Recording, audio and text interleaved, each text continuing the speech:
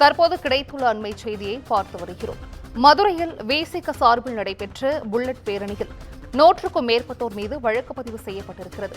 கூடுதல் விவரங்களை செய்தியாளர் அருண் வழங்கிட கேட்கலாம். அருண், வணக்கம். இது குறித்தான விவரங்கள். சிந்துஜா, மதுரையில் நேற்றைய தினம் சிவகங்கையில் புல்லட் ஓட்டியதாக கூறி பட்டியலின கல்லூரி மாணவர் தாக்கப்பட்டதை கண்டித்து விசிக சார்பில் மதுரையில் சமத்துவ புல்லட் பேரணியானது நடைபெற்றது. இந்த பேரணியானது உயர்நீதிமன்ற மதுரை கிளை அனுமதியுடன் நடைபெற்றது. இந்த நிலையில் பேரணியில் ஈடுபட்ட 170க்கும் மேற்பட்டோர் மீது 3 பிரிவின் கீழ் வழக்கானது பதிவு செய்யப்பட்டிருக்கிறது.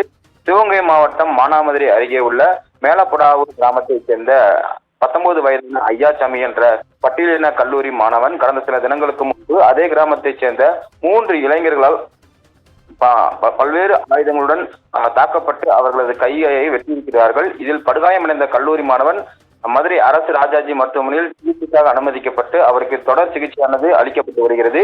இது தொடர்பாக வன்கொடுமை தடுப்புச் சட்டத்தின் கீழ் தாக்குதல் நடத்திய 3 இளைஞர்கள் மீது காவல்துறையினர் கைது செய்தனர்.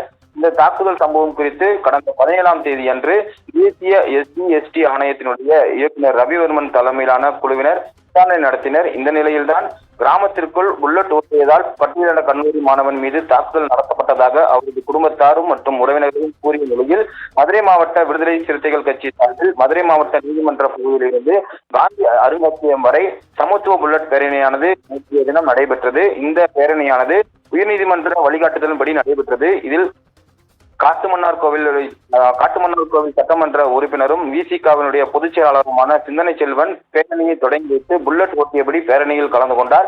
இந்த பேரணியில் பெண்கள் உள்ளிட்ட 200க்கும் மேற்பட்டோர் கலந்து கொண்டனர். இந்த நிலையில் கல்லூரி மாணவன் தாக்கப்பட்டதை கண்டித்து பல்வேறு முழக்கங்களும் எழுப்பினர். மேலும் புல்லட்டில் கல்லூரிக்கு சென்ற மாணவனுடைய கையை வெட்டிய நிலையில் இதற்கு எதிராக அனைத்து சமூகத்தினரும் கலந்து கொண்டு மாவட்ட நீதிமன்ற பகுதியிலிருந்து காந்தி அருங்காட்சியகம் செல்லும் சாலை வரை சமூக நீதி புல்லட் பேரணியானது நடைபெற்றது. அப்போது அதிக சத்தத்துடன் இருசக்கர வாகனத்தில் ஒலி எழுப்பியபடியும் வாகனத்தை இயக்கியும் சத்தம் போட்டபடி கூப்பிட்டபடி பேரணியில் கலந்து கொண்டனர். இதில் பொதுமக்களுக்கு இடையூறு இல்லாமல் வாகனத்தை இயக்க வேண்டும் என காவல்துறை சார்பில் கட்டுப்பாடுகள் விதிக்கப்பட்டு பேரணியானது தொடர்ந்து நடைபெற்றது.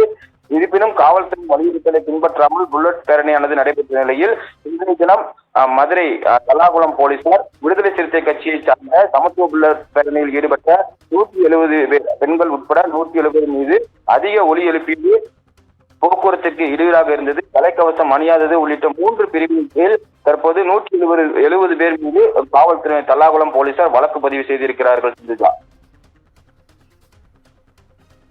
விவரங்களை வழங்கியமைக்கு நன்றி அருண்.